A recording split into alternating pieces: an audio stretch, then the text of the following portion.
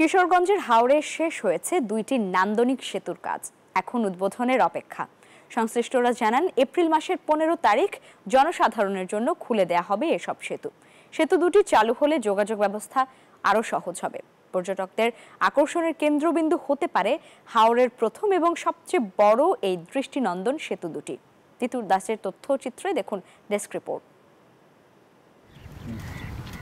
কিশোরগঞ্জের ইটনা উপজেলার বড়শিকুড়া এলাকায় ধনু নদীতে নির্মিত হচ্ছে প্রায় 100 কোটি টাকার একটি সেতু।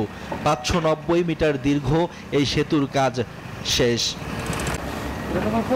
স্থানীয়রা বলছেন, এটি খুলে দেয়া হলে হাওরের সঙ্গে তারাইল, কিশোরগঞ্জ, ময়মনসিংহ, হবিগঞ্জের আজমিরীগঞ্জের সঙ্গে সরাসরি যোগাযোগ তৈরি হবে। এছাড়া এক জেলা থেকে অন্য জেলায় কৃষিপণ্য পরিবহন সহজ হবে। হাজার হাজার মন ধান অন্য কয়েকজন আমরা আনতে সুবিধা হইব এবং যাতায়াতের জন্য বিরাট একটা সুবিধা হয়েছে। অত্যন্ত বান্ডেল থাকলে প্রতি সেনমানিতে টাকা বাঁচবে। বিকাশ সেনমানি বান্ডেল কিনে জিতুন প্রতি লেনদেনে। অঞ্চল যে কারণে আমাদের কৃষি কাজের অনেক উপকার হয়েছে। জমি জামা গরু বাছুর সবকিছু নিয়ে আমাদের যাতায়াতের একটা সুবিধা, এটা আমাদের স্বপ্নের মতো লাগে।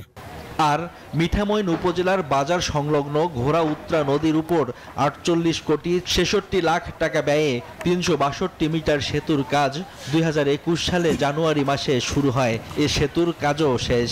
আমরা আনন্দিত এবং খুশি হয়েছি। সবচেয়ে সুন্দর লাগে আটটাদের সন্ধ্যায় যদি আমরা আটটা যাই, মনে করি আমরা দিন হয়ে যখন আটটা দিতেছি। নেত্রকোনা ময়মনসিং এই রাস্তায় বাইরে উঠে আমাদের চলাচল করতে পারি, এটা উপকারে পেলাম।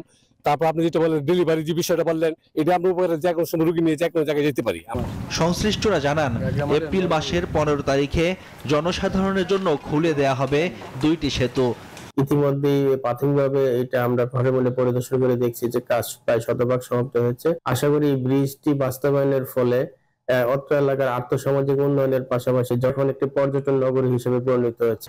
সেতু দুটি চালু হলে যোগাযোগ ব্যবস্থা আরো সহজ হবে। সেতুটির তত্ত্বাবধান করছে স্থানীয় সরকার প্রকৌশল অধিদপ্তর।